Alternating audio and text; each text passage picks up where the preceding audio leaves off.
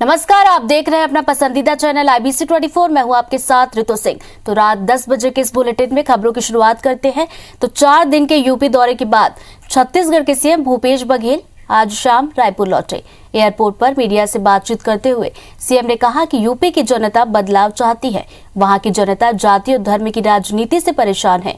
महंगाई, बेरोजगार जैसी समस्याओं से जनता छुटकारा पाना चाहती है। छत्तीसगढ़ मॉडल को लेकर सीएम भूपेश बघेल ने कहा कि यूपी के लोग छत्तीसगढ़ मॉडल एडॉप्ट करना चाहते हैं। यूपी के किसान भी धान की कीमत चाहते हैं। खुले में घूमने वाले जानवरों से आजादी और गोबर की खरीदी हो, ऐसा भी सभी चाहते हैं। पंजाब में ईडी के छापे पर सीएम भूपेश बघेल ने कड़ी प्रतिक्रिया व्यक्त करते हुए कहा कि बीजेपी चुनाव लड़ती है और सेंट्रल एजेंसी साथ रहती है। सीबीआई, ईडी, आईटी सभी अंपायर की भूमिका निभाते हैं और जिस राज्य में चुनाव होता है उस राज्य में केंद्रीय एजेंसियां सक्रिय हो जाती हैं। सवाल ये है कि विपक्ष के लोगों के घर ही क्यों रेड पड़ती है। सीएम भूपेश बघेल ने बताया कि दिल्ली दौरे के दौरान राहुल गांधी और प्रियंका से औपचारिक मुलाकात हुई। इस दौरान कई मुद्दों पर उनसे बातचीत हुई है। तो छत्तीसगढ़ के भाजपा के नेताओं को यूपी में स्टार प्रचारक नहीं बनाए जाने पर भी चुटकी ली। साथ ही छत्तीसगढ़ में धान खरीदी की तारीख आगे बढ़ाए जाने पर कहा कि जरूरत पड़ी तो कलेक्टरों से रिपोर्ट मंगाई जाएगी और इस आधार पर तारीखें आगे बढ़ाई जा सकती हैं। उत्तर प्रदेश की जनता बदलाव चाहती है। जाति के और धर्म की जो राजनीति जो कर रहे हैं उससे वहाँ की जनता ऊब चुकी है। वो अपनी समस्याओं का निदान चाहते हैं। जहाँ जहाँ चुनाव होते हैं उस राज्य में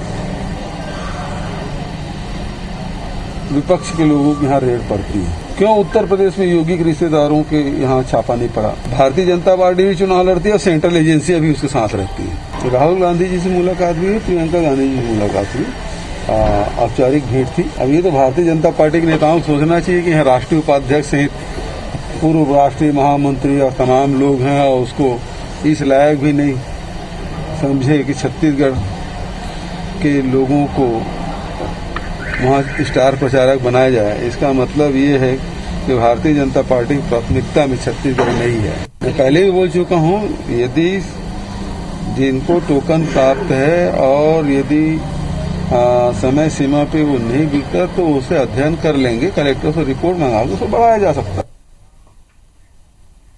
तो छत्तीसगढ़ के सीएम भूपेश बघेल ने दिल्ली में कांग्रेस नेता राहुल गांधी से मुलाकात की। इस दौरान मुख्यमंत्री की राहुल के साथ उत्तर प्रदेश के चुनावी रणनीति पर विस्तार से चर्चा हुई। मुख्यमंत्री ने राहुल गांधी को उत्तर प्रदेश की चुनावी राजनीति और कांग्रेस के प्रत्याशियों की स्थिति की जानकारी दी। इसके साथ साथ उन्होंने पिछले 3 दिनों में प्रचार के दौरान क्या क्या हुआ इसके बारे में भी बताया। मुलाकात के दौरान भूपेश बघेल ने राहुल गांधी को अपने पुत्र के विवाह समारोह में आने के लिए निमंत्रण भी दे दिया। इस मौके पर छत्तीसगढ़ की कई फ्लैगशिप योजनाओं को चुनावी राज्यों के घोषणा पत्र में शामिल करने को लेकर भी चर्चा की गई है।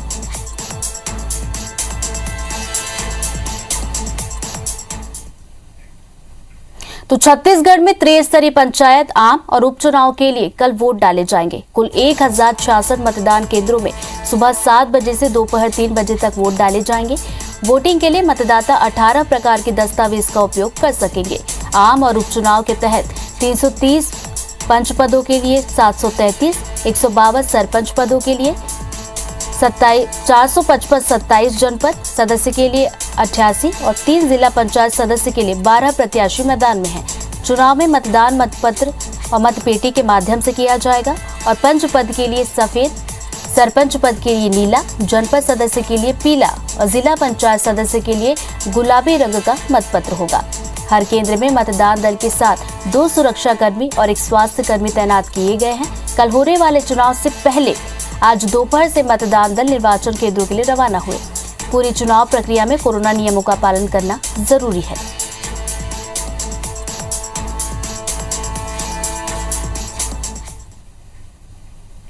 तो भारतीय जनता पार्टी के 1 बूथ 20 बूथ की तर्ज पर छत्तीसगढ़ कांग्रेस भी तैयार कर रही है 1 बूथ 10 यूथ। इस प्लानिंग के तहत कांग्रेस प्रदेश के 23,737 बूथ के लिए 2.5 लाख युवकों की टीम तैयार करेगी। इसके लिए विधानसभा स्तर पर प्रभारी भी नियुक्त किए जाएंगे। युवक कांग्रेस के प्रभारी महासचिव अमरजीत सिंह चावला ने बताया कि युवक कांग्रेस के अलावा महिला कांग्रेस, सीनियर कांग्रेस भी बूथ स्तर पर नियुक्ति की जाएगी। बूथ स्तर पर तैयार की जाने वाली टीम के सदस्य विधानसभा और लोकसभा चुनाव में कांग्रेस समर्थित मतदाताओं के लिए मतदान होने तक रहेंगे। प्रदेश कांग्रेस अध्यक्ष मोहन मरकाम का कहना है कि विधानसभा चुनाव के पहले कांग्रेस बूथ स्तर तक अपनी टीम तैयार कर रही है, जिसमें कांग्रेस के सभी विंग के लोगों को शामिल किया जाएगा। वहीं इस पर बीजेपी के नेताओं का कहना है कि कांग्रेस का कोई संघीय ढांचा नहीं है, इसलिए बीजेपी की नकल करते हुए अब बूथ की ओर ध्यान दे रही है। सचिवों को हम नियुक्त कर सके ताकि हर विधानसभा में एक सचिव को प्रभार दे सकें, ताकि संगठन के साथ साथ अन्य गतिविधियां चल सके। हम लोगों का ये प्रयास है। उसके साथ साथ यूथ कांग्रेस के साथियों को हम जिम्मेदारी दिए हैं, हर बूथ 10 यूथ कम से कम होना चाहिए। शुरू से चल रहा है, जो उसके कार्यप्रणाली में शामिल है कि 1 बूथ 10 यूथ। तो वो यूथ कांग्रेस जो है वो हर पोलिंग बूथ पे 10 सदस्य बनाने का काम अलग से अपना करेगी। तो इसलिए वो जो है सर्वाधिक जिम्मेदारी वाला काम यूथ कांग्रेस को मिला है। मोर्चा की जो हमारी तर्ज थी कि एक बूथ पर 10 जवान, उसी स्तर पर एक बूथ और 10 यूथ की परिकल्पना कांग्रेस कर रही है। लेकिन अब उनको जब ये लगने लगा कि उनका अस्तित्व पूरे देश में समाप्त हो रहा है, तो वो भारतीय जनता पार्टी की नकल कर रही है।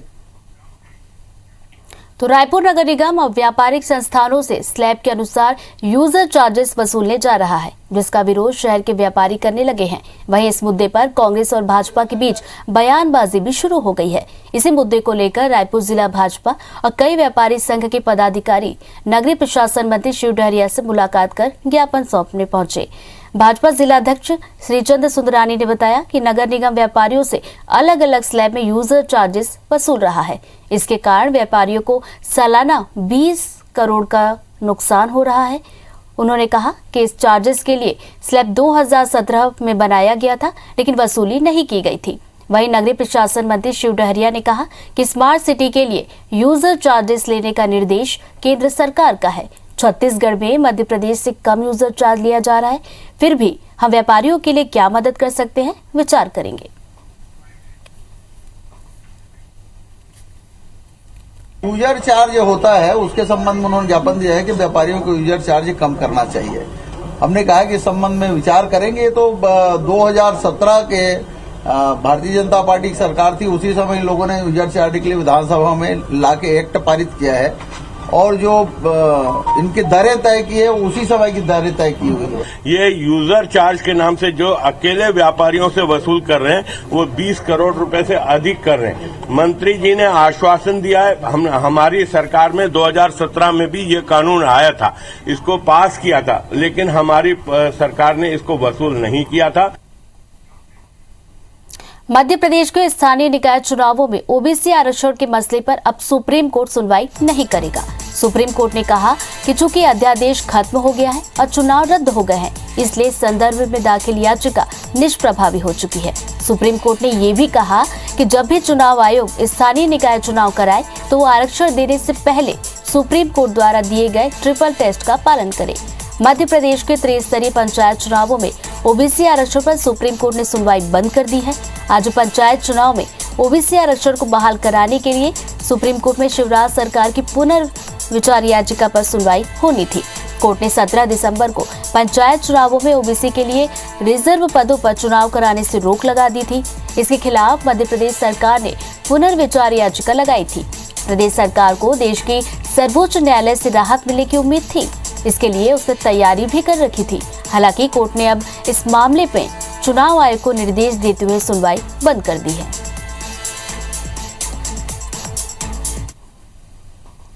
तो इसलिए वो चुनाव निरस्त किए गए, और निरस्तीकरण आदेश के आखिरी पैराग्राफ में चुनाव आयोग ने स्पष्ट कहा है कि सुप्रीम कोर्ट के जो दिशा निर्देश हैं गौली और कृष्णमूर्ति जजमेंट को आधार बनाकर आगे चुनाव कराने के, जिसमें ट्रिपल टेस्ट का पालन करना हमारे लिए अनिवार्य है, उसका पूर्ण पालन चुनाव आयोग करेगा जब भी कोई चुनाव घोषित किए जाएंगे।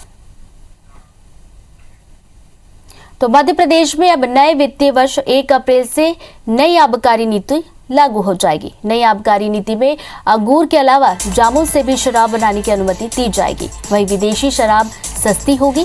कैबिनेट ने घर पर शराब रखने की सीमा भी बढ़ा दी है।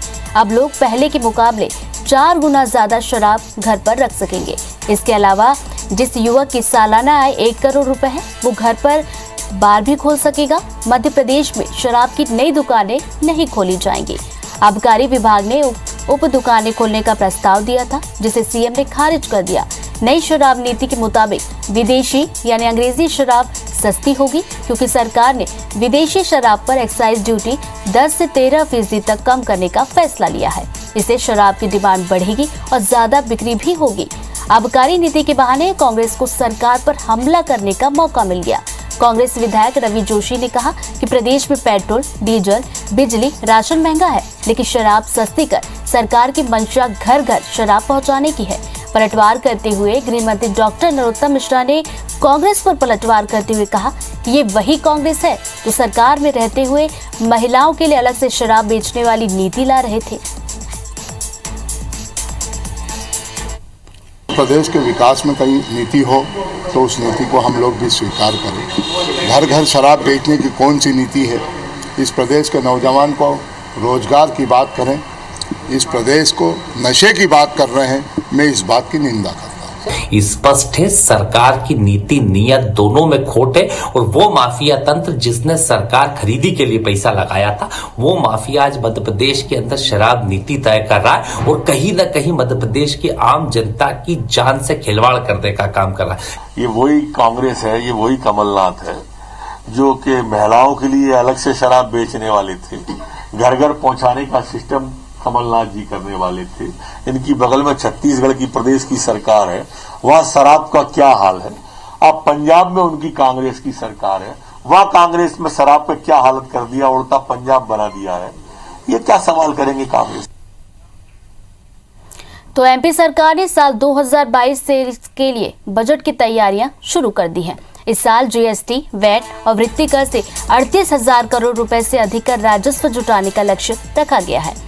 करदाताओं के सहयोग से इसकी प्राप्ति की जाएगी। मध्य प्रदेश जीएसटी रिटर्न दाखिल करने वाले अग्रणी 5 राज्यों में मध्य प्रदेश ने स्थान बना लिया है। बीते साल कोरोना महामारी के बावजूद सभी के सहयोग से वित्तीय वर्ष 2020-21 में जीएसटी, वैट और वृत्ति कर से 32,764 करोड़ रुपए का राजस्व प्राप्त किया गया था। इस साल 38,000 करोड़ रुपए से ज्यादा का कर प्राप्त करने का टारगेट है। सरकार इस लक्ष्य को हासिल करने के लिए सभी वर्गों से चर्चा भी कर रही है।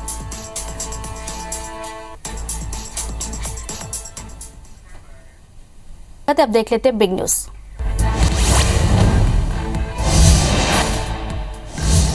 बीजेपी राष्ट्रीय अध्यक्ष जेपी नड्डा ने दिल्ली में कहा कि यूपी में बीजेपी निषाद पार्टी और अपना दल से गठबंधन कर चुनाव लड़ेगी। इसे लेकर निर्णय हो चुका है। भाजपा की दोनों पार्टियों के साथ सीट को लेकर चर्चा हो चुकी है। उन्होंने कहा कि हम सब एक साथ मिलकर यूपी की 403 विधानसभा सीटों पर चुनाव लड़ रहे हैं।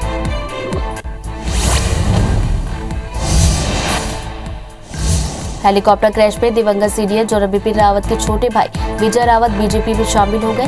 सेना से रिटायर्ड कर्नल विजय रावत ने राष्ट्रवादी विचारधारा और पीएम मोदी से प्रभावित होकर बीजेपी की सदस्यता ली। उत्तराखंड के सीएम पुष्कर सिंह धामी ने दिल्ली में कहा कि उनके आने से पार्टी को मजबूती मिलेगी।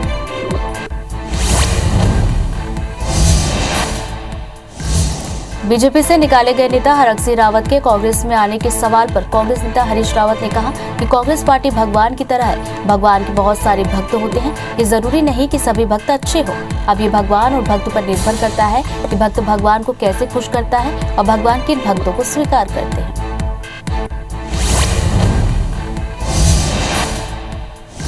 भारत की टेनिस स्टार सानिया मिर्जा ने खेल से संन्यास लेने का ऐलान किया। उन्होंने आज ऑस्ट्रेलियन ओपन में मिली हार के बाद संन्यास का फैसला किया। सानिया ने कहा कि 2022 उनके लिए आखिरी सीजन है। शरीर थकने लगा है, प्रेरणा और ऊर्जा का स्रोत भी घटने लगा है। सानिया 2003 से अंतर्राष्ट्रीय टेनिस मुकाबले खेल रही है।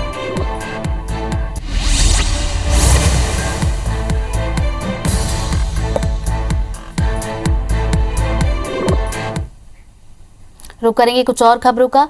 तो छत्तीसगढ़ राज्य में महार, मेहरा जाति के लोगों को नियमानुसार जाति प्रमाण पत्र जारी करने के निर्देश दिए गए हैं। सामान्य प्रशासन विभाग मंत्रालय की ओर से सभी कलेक्टरों से कहा गया है कि अधिसूचना 1950 में छत्तीसगढ़ राज्य के लिए अनुसूचित जाति के सरल क्रमांक 33 में अधिसूचित महार, मेहरा जाति के लोगों का जाति प्रमाण पत्र अनुविभागीय अधिकारी राजस्व की ओर से नियमानुसार जारी किया जाए। आपको बता दें कि सीएम भूपेश बघेल ने जाति प्रमाण पत्र जारी नहीं होने की शिकायत मिलने पर आवश्यक कार्रवाई करने के निर्देश दिए थे।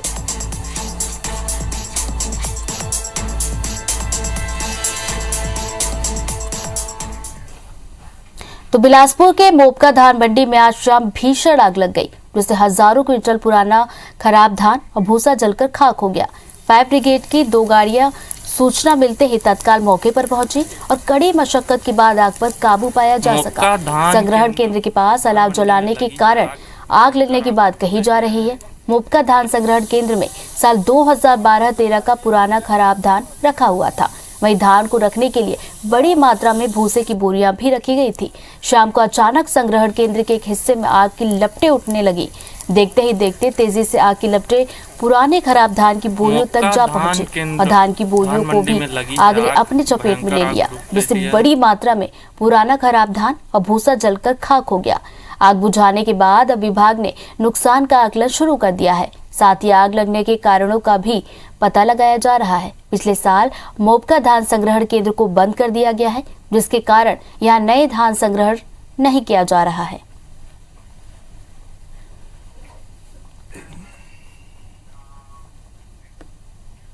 तो रायपुर रेल मंडल ने अपने यात्रियों की सुविधा के लिए 6 जोड़ी ट्रेनों में अतिरिक्त कोच लगाने का फैसला किया है। इस पहल से यूपी, बिहार, तेलंगाना, राजस्थान आने जाने वाले यात्रियों को फायदा मिलने वाला है। तो कुछ ट्रेनों में अतिरिक्त कोच लगाया जाना शुरू भी किया जा चुका है।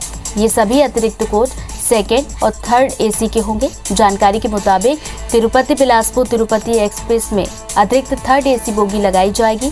तो वहीं 23 जनवरी से ये सुविधा मिलना शुरू हो जाएगी। इसी तरह सिकंदराबाद दरभंगा सिकंदराबाद एक्सप्रेस में अतिरिक्त 3rd AC कोच लगाई जा रही है, जिसकी सुविधा 22 जनवरी से मिलना शुरू हो जाएगी। तो वहीं दुर्ग से नौतनवा और वहां से वापस दुर्ग आने वाली 2 ट्रेनों में अतिरिक्त AC कोच लगाया जा रहा है। उसी तरह से दुर्ग अजमेर दुर्ग एक्सप्रेस में 1st कम 2nd AC कोच लगाकर रवाना किया जा रहा है। 14 मार्च से ये सुविधा शुरू हो गई है। इसके अलावा दुर्ग कानपुर दुर्ग में 2nd AC कोच लगाया जाएगा। इन सभी ट्रेनों में स्थायी रूप से कोच लगाया जा रहा है।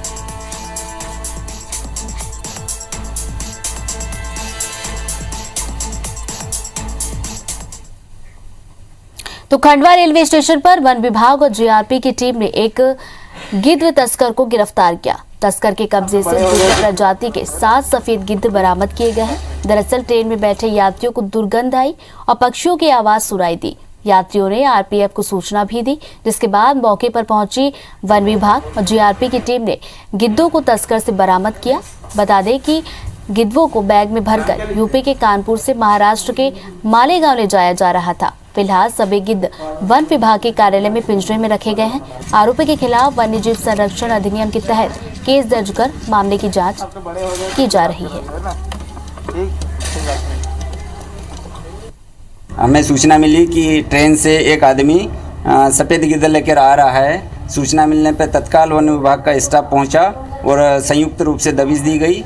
उसमें फरीद अहमद को गिरफ्तार किया गया है और उसके पास से 7 सफ़ेद गिद्ध, जिसे कि इजिप्शियन वल्चर कहते हैं, वो जब्त किए गए हैं। तो इंदौर में national assessment and accreditation council यानी कि NAC की टीम को निरीक्षण की हरी झंडी मिल गई है। जल्द ही NAC की टीम इंदौर के दौरे पर आएगी और यहां के 14 कॉलेजों की ग्रेडिंग करेगी। बता दें कि शहर के प्रतिष्ठित होलकर साइंस कॉलेज समेत 4 सरकारी, 1 अनुदान प्राप्त और 9 निजी कॉलेज का NAC की टीम जायजा लेगी और नए सिरे से ग्रेडिंग देगी। टीम कॉलेजों में मौजूद व्यवस्थाओं को लेकर ग्रेडिंग भी करने वाली है। वहीं होलकर साइंस कॉलेज के प्राचार्य ने दावा किया है कि शहर एजुकेशन हब का तमगा बरकरार रखेगा। होलकर में तैयारियां भी चल रही हैं। सेल्फ स्टडी रिपोर्ट तैयार हो रही है, जल्द रिपोर्ट भेजी जाएगी।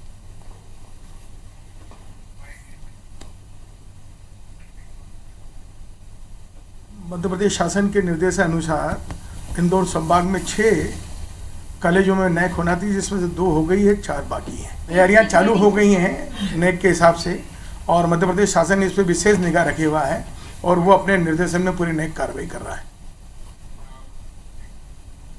तो भोपाल में स्वच्छता को लेकर नगर निगम ने अनूठी पहल शुरू की है। दरअसल नगर निगम ने एक ऐसे केंद्र की शुरुआत की है जहां कचरा जमा कराने पर नगर निगम खाने पीने की सामग्री के मुफ्त टोकन लोगों को देगा। मतलब कबाड़ जमा कराने के बदले लिट्टी चोखा, सैंडविच, डोसा, इडली, पानी पूरी और चाय जैसे आइटम के कूपन दिए जा रहे हैं। अधिकारियों ने बताया कि लोगों को स्वच्छता के प्रति जागरूक करने के लिए इस प्रकार की पहल शुरू की गई है, जिसमें प्लास्टिक, पॉलीथीन, रद्दी, इलेक्ट्रॉनिक वेस्ट के बदले कूपन दिए जाएंगे। अगर खाने पीने के कूपन नहीं चाहिए तो केंद्र पर इकोथिन, पेपर फाइल, गौकास्ट, गोबर के गमले, कंपोस्ट जैसे अल्टरनेट आइटम भी ले सकते हैं।